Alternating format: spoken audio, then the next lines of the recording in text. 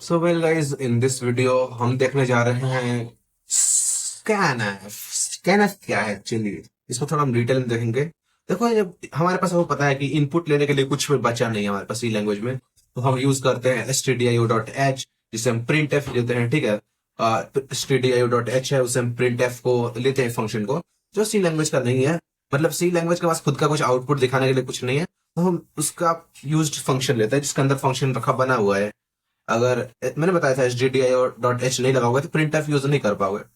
ठीक है, तो वैसे ही हमारे उसी में से एक है स्कैन एफ, जिससे हम यूजर से कुछ इनपुट लेते हैं। हमारे पास कुछ ऐसा नहीं है जिससे हम यूजर से इनपुट ले सके, तो स्कैन एफ आता है, यहाँ हेल्प करता है हमें, जिससे हम यूजर से इनपुट ले पाते हैं। ठीक है, मैं आपको दिखाऊं। अगर पहले मैं अपना वीएस कोड खोल लेता हूँ। ठीक है, मैं अपना टर्मिनल खोल लेता हूँ। ठीक है, और टर्मिनल खोलने के बाद मैं cd and desktop and cd C language में करूंगा। ठीक है, मुझे कैपिटल करना होगा and code dot dot exit. ठीक है, तो या कोड विजुअल स्टूडियो कोड में आके, ठीक है, देखो, और ये पिछला वाला हमारा वेरिएबल्स है। ठीक है, इसको हम बंद करते हैं। Okay, don't save. ठीक है, और यस, यहाँ पे आते हैं एंड हम क्या करेंगे कि अभी अभी यहाँ पे एक नया फाइल बनाएंगे, जो होने वाला है हमारा, ऑफ कोर्स, इनपुट, और इनपुट डॉट सी कर देते हैं। ठीक है, इतना ही काफी है। यहाँ पे हम अभी बनाने वाले हैं कि पहले तो अपना बॉयलर प्लेट यूज करेंगे। ओके, हम एक बार ट्राई करते हैं स्कैन एफ यूज करने का फंक्शन, बिना एक stdio.h के, देखते हैं काम करता है कि नहीं। चलो, इंट मेन करेंगे, और या एंड यहाँ पे काम करेंगे स्कैन एफ यूज, पहले इंट ए बनाएंगे, इसमें हम स्कैन स्कैन एफ यूज करेंगे, स्कैन एफ। एंड इसमें हमारे पास डाटा आते हैं। पहला होता है किस टाइप का डाटा आपको स्टोर करना है, यूजर से किस टाइप का डाटा लेना है। तो ऑफ कोर्स हम यूज करेंगे, या तो आप यूज करो %i या %d। %d यूज करोगे तो मतलब सारे नंबर्स, आप किसी टाइप का नंबर ले लो। ठीक है, मतलब ऐसा भी नहीं किसी टाइप का, मतलब छोड़ो, आप बस समझे %d यूज कर रहे हो, मतलब आप ले पाओगे डाटा। दूसरा हो गया, आपको यूज करना है कॉमा देके, आपको यहाँ यूज करना है %, याद रखना, %, जो बोलो। ठीक है, ये वाला बटन जो एंड भी बोलते हैं, जैसे %, बोलो एंड वो वेरिएबल दो जिसमें आप डाटा को स्टोर करना चाहते हो। लाइक मैं ए में डाटा स्टोर करना चाहूंगा, जो भी यूजर थे, और यहाँ सेमीकोलन देते हैं। ओके, और मैं यहाँ प्रिंट एफ यूज करूंगा। ठीक है, ऑफकोर्स प्रिंट एफ अभी यूज नहीं कर सकते, क्योंकि हमने stdio.h यूज किया। बट क्या लगता है, क्या ये काम करेगा? लाइक क्या ये हमारा काम करने वाला है? तो मैं काम करता हूँ, यहाँ पे आता हूँ, मैं लिखूंगा जीसीसी और लिखूंगा इनपुट डॉट सी। इसने क्या बोल दिया देख लो, डिक्लेरेशन स्कैन एफ, ये कुछ काम नहीं कर रहा है। एसटीडीआई बोल रहा है इंक्लूड एसटीडीआई, खुद बोल रहा है कि भाई स्कैन एफ थोड़ा ये stdio.h तो इंक्लूड कर लो जरा, ये तो इंक्लूड करो यार, क्या कर रहे हो, बिना इंक्लूड के काम कर रहे हो, शर्म नहीं आता? तो यह हमें पता चल गया कि हमें ये यूज करना पड़ेगा। ठीक है, और हम करेंगे stdio.h यूज करेंगे, और यह हैशटैग इंक्लूड तो लगाना पड़ेगा ना। ठीक है, अब हमारा काम करेगा, अब काम करेगा, लेकिन हम प्रिंटर एक बार लगा लेते हैं। देखो, अगर आप ऐसे स्कैन डायरेक्ट यूज करोगे ना, मैं अगर आपको दिखाऊं, तो ये चलने को चल जाएगा। मैं अगर क्लियर हो, एक बार क्लियर कर देता हूँ सारा कोड। देखो, हमारा चल गया, और मैं एलएस करूं तो मुझे ए डॉट आउट एक बन गया है। मैं इसको रिलैक्स रन कर सकता हूँ, delete slash A dot out. और ये देखो, मुझसे पूछ रहा है, यहाँ से ऐसा कुछ नहीं आ रहा है, क्योंकि हमसे पूछ रहा है कुछ वैल्यू दो। ये वैल्यू हमसे मांग रहा है, इनपुट मांग रहा है, इसके लिए ए के लिए इनपुट मांग रहा है, और हम 5 दे सकते हैं, हमारा चल गया। लेकिन ऐसे दिखता नहीं है कि क्या हम इनपुट ले रहे हैं, यूजर को पता भी चलना चाहिए ना क्या चीज मांग रहे हैं। इसलिए हम प्रिंट एफ यूज करते हैं। पहले स्कैन एप से पहले हम प्रिंट एफ यूज करेंगे। नहीं भी यूज करोगे तो एरर नहीं आएगा, लेकिन अगर आप चाहते यूजर को कुछ दिखे कि आप क्या मांग रहे हो, उस टाइप का कुछ यूजर को दिख जाए, तो आप प्रिंट एफ यूज करोगे। ठीक है, और हम यहाँ पे पूछ सकते हैं कि inter the value of A. ठीक है, ऑफ ए। ठीक है, और अब देखो, अब यूजर को पूरा दिखेगा। सॉरी, मैं अगर क्लियर करूं, और या मैं अगर कर दूं जीसीसी इनपुट डॉट और ए करके ए डॉट आउट करूं, तो इंटर द वैल्यू ऑफ ए दिख रहा है। और मैं अगर डालूं 5, तो देखो चल गया हमारा। इवन हम एक और प्रिंट कर सकते हैं, यूजर से एक बार हमने वैल्यू ले लिया, तो प्रिंट एफ कर सकते हैं कि the value of A is, और यहाँ यहाँ पे कॉमा देके आप डाल दो अपना ए, और चल गया, बस बात खत्म। और फिर से मैं अगर रन करूं, ओके, मैं बार बार वापस जीसीसी क्यों कर रहा हूँ? मैं डायरेक्ट ए डॉट आउट करूँ तो मैंने 5 डाला, नहीं चलेगा, क्योंकि इसको वापस कंपाइल करना पड़ेगा, इस कोड में नया अपडेट करना पड़ेगा। ए डॉट आउट अपडेट नहीं हुआ, अपडेट करने के लिए हम जीसीसी इनपुट डॉट सी करेंगे, ये अपना अपडेट हो जाएगा। अब रन करें, मैंने 5 डाला, हमें मिल भी गया कि the enter the value of A is, और हमें कुछ नहीं आया, क्यों? क्योंकि हमने यहाँ पे डालना भूल गए। या तो %d डाल दो या %i डाल दो, ठीक है। अब मैं करूँ GCC input dot C, A dot out में 5 डालू, देखो the value of A is 5, हमें मिल गया, ठीक है। ओके, क्या हम इससे अगर फ्लोट वैल्यू दें, अगर हम इसे फ्लोट वैल्यू दें, क्या ये चलेगा? ठीक है, मैं ए डॉट आउट करता हूँ, अब मैं 5.5 करूंगा या इवन 7.7 करूंगा, मतलब फॉर अ रीजन। तो देखो हमें 7 मिल रहा है।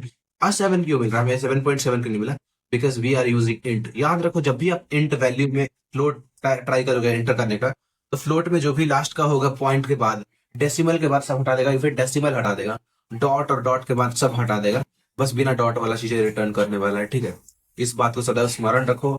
जब भी आप इंट वैल्यू को डिक्लेयर करके उसके अंदर आप फ्लोट डालोगे, तो फ्लोट नहीं लेगा, फ्लोट वाला चीज को हटा देगा। आप कितना भी डाल दो सब हटा देगा, लास्ट फर्स्ट का रखेगा, ठीक है, इंट वैल्यू। इंट हमेशा इंट ही रिटर्न करने वाला है। इंट के अंदर फ्लोट आप नहीं डाल सकते, डाटा टाइप जो मैंने बताया था आपको, ये रूल्स है हमारे, ठीक है। और ओके, अगर आप ये कर दोगे ना, ये कर दोगे अगर, ठीक है, इंट के जगह आप ये कर दो फ्लोट, ठीक है, फ्लोट कर दिया हमने। अब इसको मैं थोड़ा अपडेट कर दूं, ए डॉट आउट, मैं अब कर दो 7.7, 7.7। तो देखो अभी भी हमें 7 रिटर्न हो रहा है। ओके, तो क्यों रिटर्न हो रहा है? आपने भले ही फ्लोट में स्टोर करा दिया भाई, ठीक है, हम समझ गए, बट इसका क्या होगा? लाइक ये जो आप करवा रहे हो, ये जो डी डी यहाँ पे यूज कर रहे हो, ओके, क्या हम एक जगह डी रहने दें? लाइक स्कैन ऐप में हम डी से ही ले, बट यहाँ हम एफ यूज कर रहे हैं, ठीक है। मैं जीसीसी इनपुट करके ए करूँ 7.7, तो देखो हमें मिल रहा है क्या? देखो वैल्यू ऑफ ए 0.0। ओके, हुआ क्या है यहाँ पे, मैं आपको एक्सप्लेन करता हूँ। आपने भले फ्लोट वैल्यू प्रिंट करवा लिया, बट एक्चुअली स्कैन एफ में यूजर से ले किस टाइप से रहे हो? ले कैसे रहे हो डाटा आप? फ्लोट में, इंटीजर में आप फ्लोट स्टोर करवा रहे हो, फ्लोट में इंटीजर स्टोर करवा रहे हो। यहाँ अगर आप फ्लोट में स्टोर करवाओगे तब जाके सब कुछ सही होगा। मैं आपको दिखाऊं, तो पहले मैं जीसीसी इनपुट करूँ, अब ए डॉट आउट करूँ, अब सही जाएगा। अगर मैं बस 7.7 कर दूं, तो मुझे देखो 7.7। और आपको पता है कि हमारे डेसिमल के बाद जो हमारे ये रूल है हमारे बाय डिफॉल्ट, सिक्स जो हमारे डेसिमल होते हैं, 6 डेसिमल प्लेसेस होते हैं, जिसमें से हमें 5 मिल गया और 6 ये रहा 7, 7 के अलावा 5 हो गए, ये हमें मिल गया, ठीक है। तो यस, आप ये समझ गए कि ठीक है, मतलब कैसे सब चलता है। आपको फ्लोट ले रहे हो तो फ्लोट डाटा ही लेना पड़ेगा। फ्लोट में आप इंट और इंटर फ्लोट नहीं कर सकते, याद रखना इस बात को, सदा स्मरण रखना, ठीक है। अभी मैं इन सबको नष्ट कर देता हूँ, मिटा देता हूँ, ठीक है, शुद्ध हिंदी ज्यादा हो गया ना, हाँ कोई बात नहीं, ठीक है। तो इसमें आप इतना समझ गए ना कि हम कर क्या रहे हैं। अभी मेन मुद्दे पे आते हैं, हम इसमें देखने क्या आए थे, इनपुट देखने थे, ऑफ कोर्स, जो हमने स्कैन से देख लिया। ओके, हम ट्राई करते हैं 2 नंबर को ऐड करने का, और यूजर से ही हम वो नंबर पूछने वाले हैं कि भाई तुम नंबर दो। हम क्या करते हैं, हम यहाँ लिखेंगे इंट और ए कॉमा बी, और याद रखो जितने भी आप ए बी सी बनाना चाहो, आप ऐसे भी कर दो, इंट ए फिर इंट बी फिर इंट सी, फिर आप कर दो इंट सी। आप ऐसे कितने भी बनाते चले जाओ, कोई एरर नहीं है। ओके, देखो सब चल गया, हमें कोई एरर नहीं है। बट इतना बार बार इंट ए बी लिखने से अच्छा है एक बार ही इंट बनाओ, ठीक है।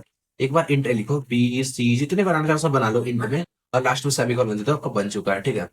तो फिलहाल हम 2 ही ले रहे हैं, इंट ए बी, और सेमीकोलन लगा के लाइन टर्मिनेट कर देंगे। याद रखो, आप एक लाइन में एक ही लिखना चाहिए आपको, एक स्टेटमेंट। और वंस आपने स्टेटमेंट लिख लिया, आप ये टर्मिनेटर यूज कर लो, जैसे इंग्लिश में होता है पॉइंट। फुल स्टेप से अपने पूरा अपने अपने लाइन को टर्मिनेट कर दिया कि यहीं तक था भाई हमारा, तो यहाँ पे सेमीकोलन यूज करते हैं।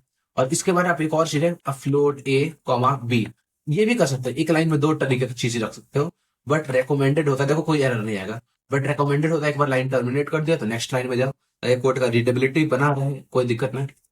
ओके, अब हम क्या करेंगे, 2 वैल्यू यूजर से लेंगे, लिखेंगे प्रिंट एफ, लिखेंगे कि enter enter the value of A, ठीक है। अब यहाँ हम लिख सकते हैं फर्स्ट नंबर, थोड़ा सा स्पेस दे देंगे। और आपको याद रखो ये स्लैश एन लिखना, ठीक है, स्लैश एन। इससे क्या होगा, यूजर का कर्सर नीचे चला जाएगा, अगले लाइन पे चला जाएगा, यूजर का जो भी कर्सर होगा वो अगले लाइन पे चला जाएगा। और आपने एक चीज नोट किया होगा कि मैं रिटर्न 0 नहीं करा रहा हूँ। देखो ऐसा कंपलसरी नहीं है रिटर्न 0 करा, रिटर्न 0 आप खुद से लगा के आप ऐसा दिखा देते हो कि हमारे पास कोई एरर नहीं आया, हमारे पास कितने एरर आए इसे बताते हैं, ठीक है। तो अभी फिलहाल हम नीचे चलते हैं, अब याद रखना हमने ये कर दिया, स्लैश एन लगाने से फॉरवर्ड स्लैश एन होता है, सॉरी बैक स्लैश एन होता है, इससे यूजर का कर्सर नीचे चला जाएगा, अगले लाइन में चला जाएगा। अब यहाँ से हम क्या करेंगे, यहाँ से हम पूछ लेंगे स्कैन एफ, और हमको पता है कि हम पहले लगाएंगे परसेंट, और परसेंट लगा के हम वो पूछेंगे, हम इंट में ले रहे हैं तो हम डी यूज कर सकते हैं, आप आई यूज कर लो, ठीक है। और यहाँ एम परसेंट लगाओ, और जिसमें भी ये डाटा स्टोर करना चाहोगे, जिसमें भी ये डाटा स्टोर करने वाले हो, हम ए में स्टोर करेंगे, इसलिए ए का वेरिएबल नेम देंगे, ठीक है। ओके, हमें एक और यूजर से पूछना है ना, हमें तो यूजर से एक और पूछना है कि भाई तुम ए बी का वैल्यू बताओ जरा, तो मैं इसको कॉपी कर लेता हूँ, ठीक है। और इसी को हम कॉपी कर लेंगे, और एक inter the value of second number, ठीक है, सेकंड नंबर, और इसको मैं कॉपी करके, ठीक है, और सेकंड नंबर लेके हम इसको बी में स्टोर करेंगे, ठीक है। हमने इसको बी में स्टोर कर लिया।